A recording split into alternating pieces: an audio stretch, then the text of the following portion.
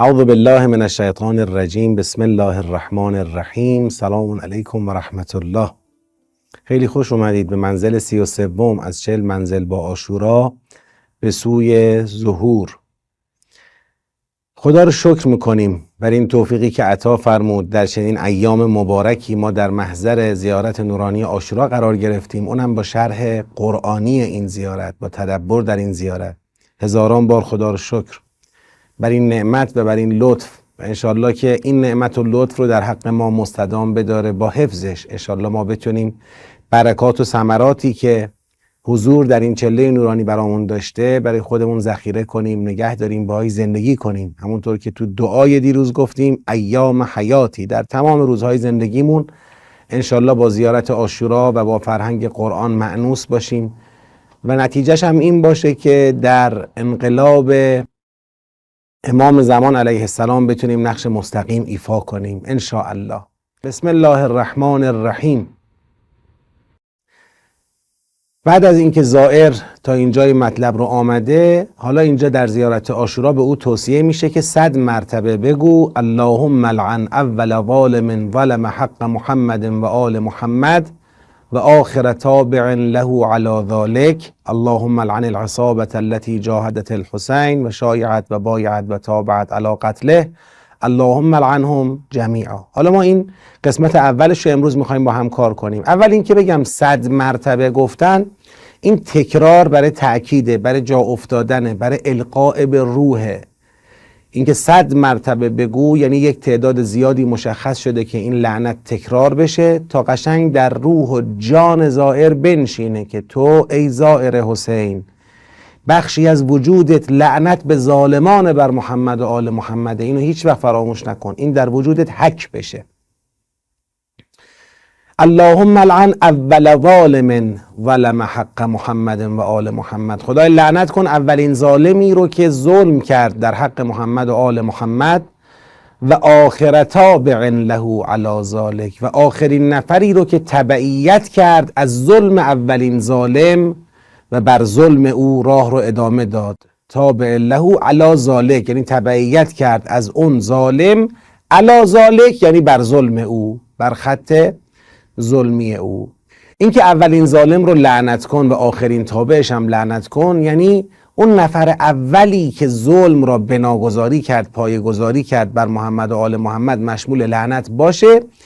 تا اون لحظه‌ای که من دارم زیارت میکنم، تا این لحظه هر کس که از او تبعیت کرده و تو خط ظلم بر محمد و آل محمد صلی الله علیه و آله و سلم پیش رفته، همه اونا مشمول لعنت الهی باشن. یعنی یک جریان دیگه، جریان ظلم و ستم بر محمد و آل محمد، ولی نفر اولشون پایه‌گذارشه بره تا اون آخرین نفری که تا این لحظه که من دارم زیارت میکنم در خط ظلم راه رو ادامه داده. ما در جلسات گذشته اونجایی که اون بحث بود اساس ذالک بنا علیه بنیانه، اینا اونجا توضیح دادیم که اولین کسانی که ظلم کردند به محمد و آل محمد طبق فرهنگ قرآن کریم اهل کتابند. اهل کتاب یعنی یهودیا و مسیحیایی که حقانیت پیغمبر براشون روشن شد، ولی به رغم علم به حقانیت پیغمبر خدا حاضر نشدن به اون حضرت ایمان بیارن.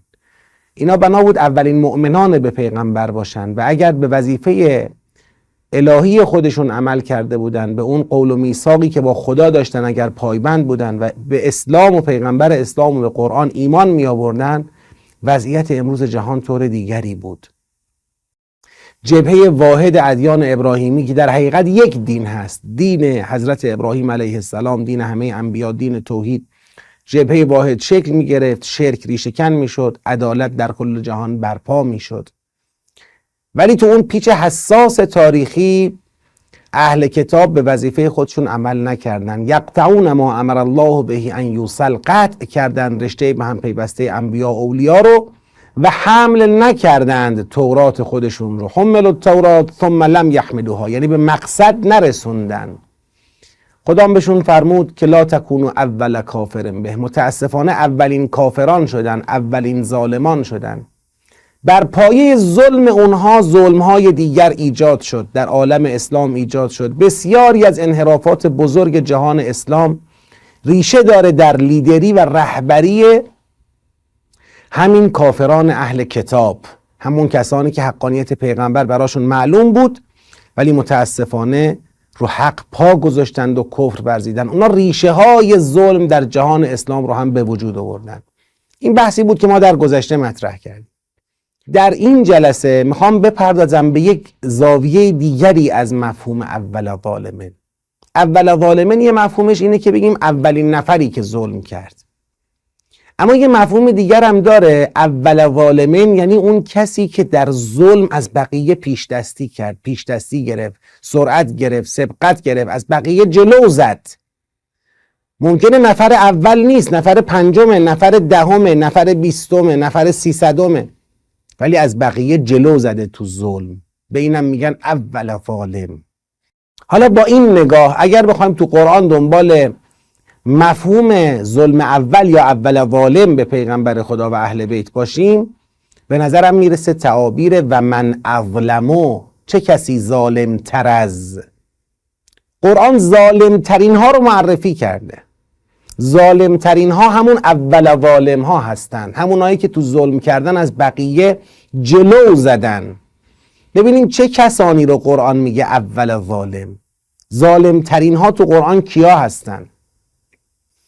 سوره هود آیه 18 میفرماید و من اظلم ممن افترا علی الله کذبا اولئک یعرضون علی ربهم و یقول الاشهاد هؤلاء الذین کذبوا علی ربهم الا لعنت الله علی الظالمین. همونطور که میبینید لعنت هم داره، اللهم لعن اول ظالمین، این لعنت هم داره. طبق این آیه شریفه ظالم ترین افراد اونایی هستن که دروغی را به خدا افترا بزنند. یه دروغی را افترا بزنند به خدا، یعنی خدا را متهم کنن بهش. فرض کنید شرک رو، فرض کنید مثلا درباره حوزه احکام الهی بخواد باشه، در حوزه اعتقادات باشه، دروغی را ساخته و پرداخته کنند، بعد اون دروغ را به خدا نسبت بدن. به این میگن افترا علی الله کذبا، دروغ به خدا نسبت دادن. اولئک یعرضون علی ربهم، اینا کسانی هستند که بر پروردگار خود عرضه خواهند شد و یقول الاشهاد، و شاهدان خواهند گفت هؤلاء الذین کذبوا علی ربهم، اینا کسانی هستند که به خدا دروغ بستن. الا لعنت الله علی الظالمین، لعنت خدا بر ظالمان باد. دروغ به خدا بستن رو شما در کربلا ببینید.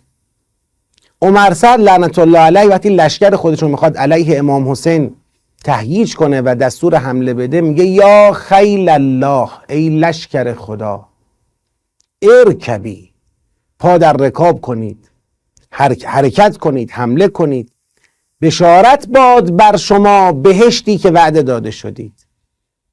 داره لشکر شیطان را لشکر خدا معرفی میکنه. این افترا علی الله کذبا. با شعار الله اکبر، با امام الله اکبر می جنگه، افترا علی الله کذبا. به نام پیغمبر با جانشین اصلی پیغمبر می جنگه، افترا علی الله کذبا. خودشو در پس قرآن پنهان میکنه، با امام حسین می جنگه، افترا علی الله کذبا. ظالم تر از این کسی نیست. اللهم لعن اول ظالم ظلم حق محمد و آل محمد. شاید نفر اول نیست ولی تو ظلم کردن پیش دستی گرفته، از بقیه جلو زده. از یکی از مصادیق ظلم، اولین ظالم بودن بر حق محمد و آل محمد، افترای دروغ بستن به خداست. آیه 21 انعام رو ببینید، یه چیزی بهش اضافه میکنه، میفرماید و من اظلم ممن افترا علی الله کذبا او کذب بآیاته انه لا یفلح الظالمون. چه کسی ظالمتر از اون کسی که به خدا دروغ نسبت بده، او کذب بآیاته، یا آیات خدا را تکذیب کنه. پس یه مصداق دیگه هم پیدا کرد اول از ظالم بودن، تکذیب آیات الهی. امام حسین علیه السلام چقدر در مقابل این جماعت قرآن خوند، آیه خوند، احتجاج به قرآن کرد. میشنیدن، تصدیق نمی کردن حضرت رو. تکذیب آیات الهی یعنی کسی میدونه این راسته ها ولی داره دروغ میشمره اون رو، به این میگن تکذیب. میدونه راسته ولی متهمش میکنه به دروغ، آیات الله را متهم میکنه به دروغ. امام حسینی را که آیات الله را برای او میخواند متهم میکنه به دروغگویی. انه لا یفلح الظالمون. پس یک افتراء دروغ به خدا زدن، دو تکذیب آیات الهی کردن. عنکبوت 68 رو ببینید یه عنوان دیگه به تکذیب میده: و من اظلم ممن افترا علی الله کذبا او کذب بالحق لما جاءه الیس فی جهنم مثوی للکافرین. آیا جایگاه کافران در جهنم نیست؟ کذب بالحق لما جاءه یعنی چی؟ یعنی ظالمتر از اون آدمی که حقانیت قرآن رو فهمید ولی انکارش کرد، تکذیبش کرد، دروغ شمرد. ظالمتر از اون کسی که حقانیت امام حسین رو فهمید ولی اون رو دروغگو، ایشون رو دروغگو دانست. ظالمتر از او کسی نیست. بیایم جلوتر. زمر آیه 32: فمن اظلم، اول ظالم داره معرفی میشه ها. فمن اظلم ممن کذب علی الله و کذب بالصدق اذ جاءه. کی ظالمتر از اون آدمی که نسبت دروغ به خدا بده و صدق را، راستی را وقتی اومد سراغ او تکذیب کنه؟ میدونه راسته میگه دروغه. ببین اونجا میدونه حقه میگه باطله، اینجا میدونه راسته میگه دروغه. پس ظالمترین آدما اونایی هستند که حقانیت رو درک میکنن ولی روش قدم میذارن، روش پا میذارن، حق رو متهم به باطل میکنن، راستی رو درک میکنن ولی راستی رو متهم به دروغ میکنن، آیات الله را میشنون ولی تکذیب میکنن و به خدا نسبت دروغ میدن. اینا ظالمترین آدما هستن. حالا کهف 57 جالبه، میفرماید و من ازلمو، ظالمترین آدم میخواد معرفی کنه. و من ازلمو، کی ظالمتره از اونی که ممن ذکر به آیات ربه فاعرض عنها و نسی ما قدمت یدا. آیات خدا به او تذکر داده میشه، نمیتونه بگه یادم نیست. آیات خدا به او تذکر داده میشه. بارها امام حسین برای او خطبه میخونه، بارها امام حسین میگه من کیم، خودشو به او معرفی میکنه. فاعرض عنها، ولی از آیات الله اعراض میکنه. و نسی ما قدمت یدا، و سعی میکنه تکذیب خودشو، اعراض خودشو فراموش کنه، خودشو بزنه به اون راه. نسی ما قدمت یدا یعنی خودشو میزنه به اون راه، انگار نشنیدیم، انگار نفهمیدیم، انگار ندیدیم. خیلی از آدما اینطوری از کنار حق عبور میکنن، خودشونو به نشنیدن و ندیدن میزنن. ظالمترین آدما یه گروهشون هم اونایی هستن که تذکر داده میشن که فردا بهانه نیارن ما نشنیدیم ندیدیم، اما اعتنا نمیکنن، اعراض میکنن. خدا میفرماید انا جعلنا علی قلوبهم اکنه، ما قلباشون رو تو غلاف قرار میدیم، ان یفقهوه، کاری میکنیم نفهمن. و فی آذانهم وقرا، گوشاشون رو سنگین میکنیم. و ان تدعوهم الی الهدی، این آدما رو هرچی هم به هدایت دعوت کنی فلن یهتدوا اذن ابدا، هرگز هدایت نمیشه. بقره 140 ببینید، میفرماید که یک گروه دیگری از ظالمان، اون پنهان کنندگان شهادتن. ام تقولون ان ابراهیم و اسماعیل و اسحاق و یعقوب و الاسباط کانوا هودا او نصارا. اهل کتاب میگفتن آره اینا یهودی ان، اینا نصاران، نمیدونم مسیحی ان، انبیاء الهی رو میگفتن. خدا میپرسه قل انتم اعلم ام الله، شما میدونید یا خدا؟ و من اظلم ممن کتم شهادتا عنده من الله، چه کسی ظالمتر از اون آدمی که شهادتی نزد خود دارد از خدا پنهانش میکنه. یعنی شما اسنادی داشتید دال بر این که دارید، خودتون میدونستید دارید دروغ میگید، اما اون اسناد رو پنهان کردید. پس یه گروه دیگه از ظالمترین آدما یا اول ظالم ها کسانی هستند که سندها و دلایل روشنی بر حقانیت یه چیزی دارند، اما اون سندها و دلایل روشن رو پنهان میکنند که بتونن راه فریب و پیش برن. سوره بقره 114 رو ببینید. گروه دیگری از ظالمترین ها، گروه دیگری از ظالمترین ها اونایی هستند که منع مساجد الله ان یذکر فیها اسمه و من اظلم ممن منع مساجد الله ان یذکر فیها اسمه و سعی فی خرابها. مساجد الله رو از ذکر اسم خدا منع میکنن. سوره نور رو آدرس میدم، برید ببینید آیه نور رو. در آیه نور میفرماید نور خدا فی بیوت اذن الله ان ترفع و یذکر فیها اسمه. نور خدا تو خانه هایی که خدا اجازه رفعت داده، اجازه ذکر اسم خودش رو تو اون خونه ها داده.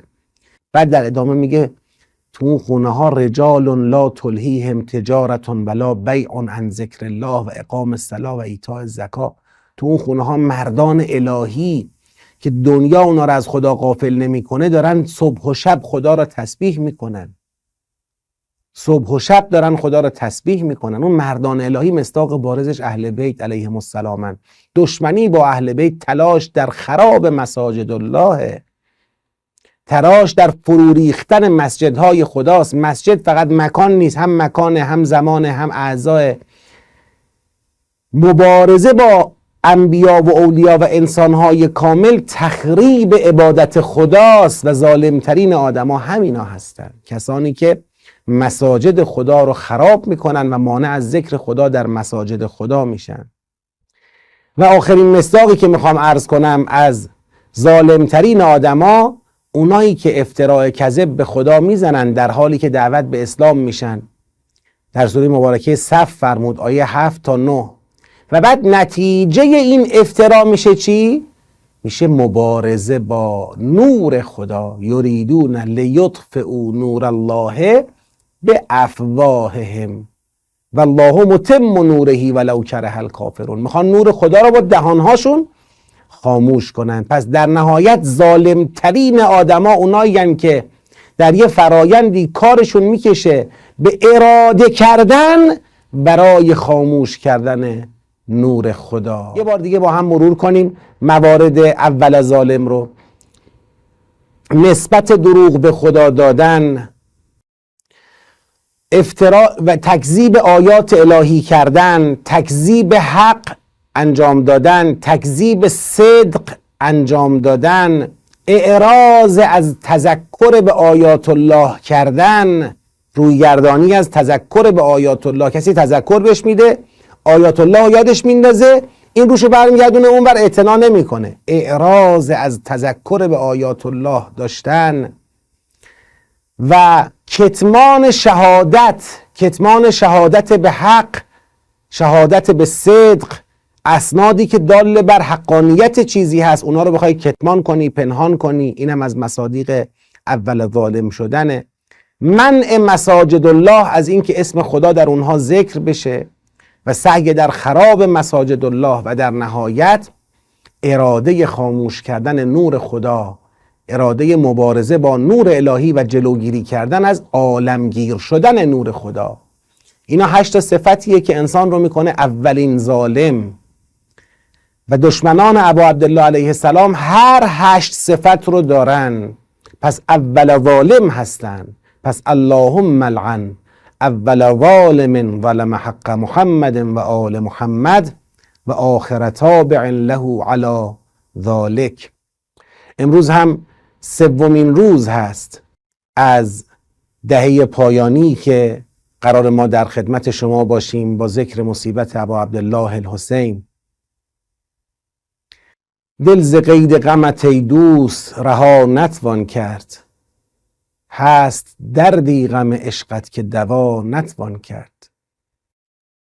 میتوان دین و دل و عقل ز کف داد، ولی رشته زلف تو از دست رها نتوان کرد. تا دل جام نشد خون به لبانت نرسید، از تو بی خون جگر کام روا نتوان کرد. عاشقی کردن برای امام حسین خون جگر خوردن داره. به این سادگی کسی رو در جایگاه عاشق حسین علیه السلام قبول نمی کنن. خدایا ما را هم جز عاشقان واقعی امام حسین قرار بده. در آستانه ورود به ماه مبارک رمضانیم، تو این لحظات نورانی. به ره کعبه به پا و به ره عشق، به سر، زان که طی مرحله عشق به پا نتوان کرد. چون نکو بنگری ای دل، دل و دلدار یکیست، آری از یکدیگر این هر دو جدا نتوان کرد. اشک مظلوم کند خانه ظالم ویران، در ره سیل بلی خانه بنا نتوان کرد. روز سوم روزی بود که سپاه عمر سعد لعنت الله علیه وارد کربلا شد. میدونید از قدیم مرسوم مداحا روزخونا روز سوم دهه محرم یاد حضرت رقیه سلام الله علیها میکنن. به نظر من بی ربط نیست. روز سوم محرم روزیه که سپاه عمر سعد، اون سپاه انبوه، وارد کربلا میشه. تا قبل از اون یه گردانی هست، گردان حر ابن یزید ریاحیه و هنوز معلوم نیست قرار جنگی در بگیره، جنگ نشه، یه امنیت نسبی حاکمه. اما از روز سوم دیگه امنیت تو کربلا جای خودشو به محاصره میده. محاصره چند 10,000 نفر، یه لشکر نزدیک به 30,000 نفری میان برای محاصره یه تعداد آدمی که از نظر مردان جنگی به 100 نمیرسه و بقیه هم زن و بچه هستن. میان اینا رو محاصره کنن، گردانهایی رو روی آب بگذارن که اینا به راحتی به آب دسترسی پیدا نکنن و در اقصا نقاط مختلف اون صحرا راه فرار و راه خروج رو به روی اونا ببندن. ناامنی امروز در کربلا شروع شد. خدا کنه بچه های امام حسین علیه السلام از امروز که روز سوم بوده متوجه ناامنی در کربلا نشده باشن، ولی بعیده، چون یه همچین لشکری با طبل و دهل میاد، یه همچین لشکری با سر و صدا و شیهه اسبانش وارد میشه، با صدای چکاچک شمشیرها و غلافها و سپرها وارد میشه. به احتمال قوی بچه ها هم صدای آمدن و صدای پای این لشکر رو شنیدن و به احتمال بسیار قوی از همین امروز دل بچه ها دیگه لرزیده. امروز روز حضرت رقیه است. سخت است وقتی روزه وصف دختری باشد. حالا تصور کن به دستش هم سری باشد. حالا تصور کن که آن سر ماه خون رنگی در حاله از گیسوی خاکستری باشد.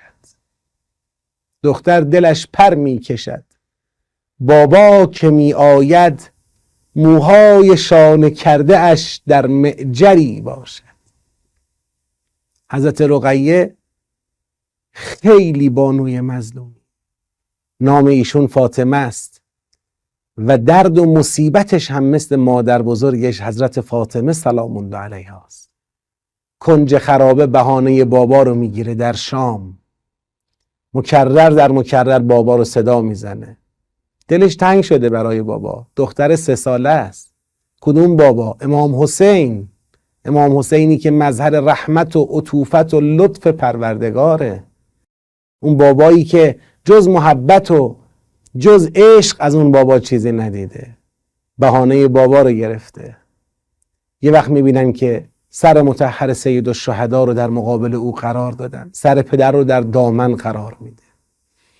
حالا تصور کن که آن سر ماه خون رنگی در حاله ای از گیسوی خاکستری باشد.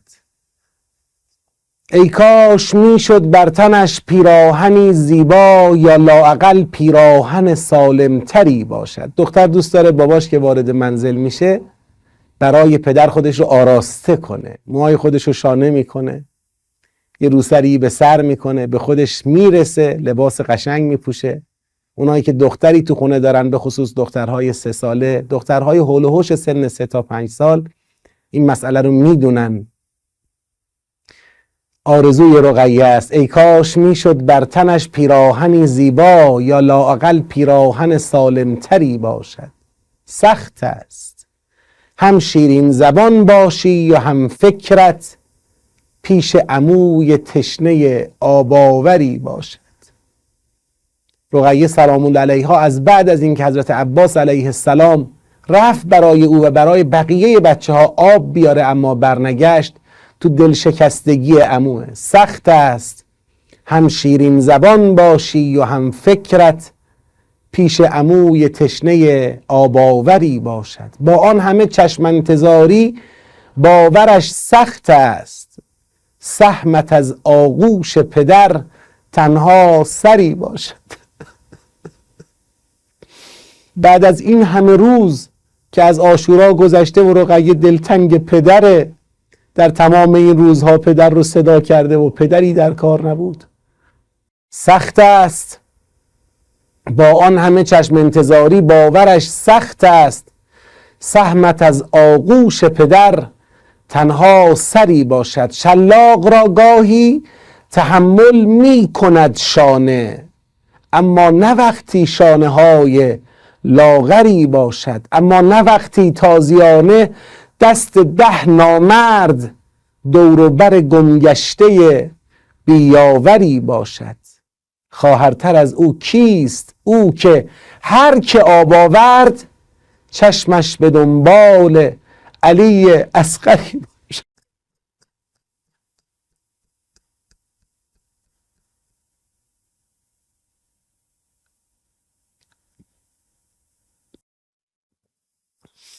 خواهرتر از او کیست؟ او که هر که آب آورد چشمش به دنبال علی اصغری باش. بابا نه جای من نه جای تو نه جای عمه است اینجا. زبان حال رقیه با سر مطهر ابا عبدالله الحسین. بابا نه جای من نه جای تو نه جای عمه است اینجا. مرا با خود ببر بابا و همبازی اصغر کن. خواهرتر از او کیست؟ او که هر که آب آورد چشمش به دنبال علی اصغری باشد. وای از دل زینب که باید روز و شب انگار در پیش چشمش روزه های مادری باشد. خدایا پروردگارا، این کاروانی رو که عاشقانه خالصانه الان 33 روزه که در راه حرم حسین علیه السلام تو عالم معنا حرکت میکنن، خدایا به احترام این اسم نورانی که بر زبانمون جاری کردیم، به احترام اسم حضرت رقیه سلام الله علیه، به احترام اسم این فاطمه کوچک کربلا، به احترام اون دستان کوچکی که گره های بزرگ رو باز میکنه،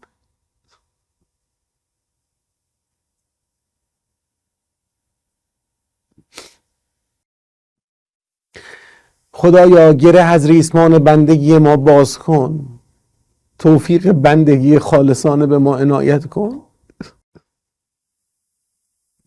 تا این لحظه از زندگیمون هر گناهی، هر خطایی که از ما ثبت و ضبط شده، به کرامت سید الشهدا، به کرامت حضرت رقیه سلام الله علیها بر ما ببخش و بیامرز. خدایا اهالی این کاروان عشق رو، اهالی این کاروان زیارتی معنا رو، عالم معنا رو با زیارت مقبوله انشاءالله به حرم مطهر سید الشهدا علیه السلام،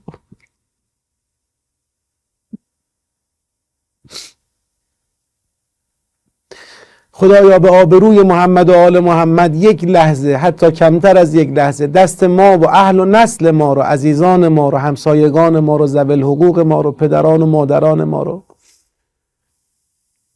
هموطنای ما رو، هم نوعای ما رو، خدایا دستشون رو یک لحظه، کمتر از یک لحظه از دامان پرفیض قرآن و اهل بیت کوتاه نکن. منتظر حضور گرمتون هستیم یا علی.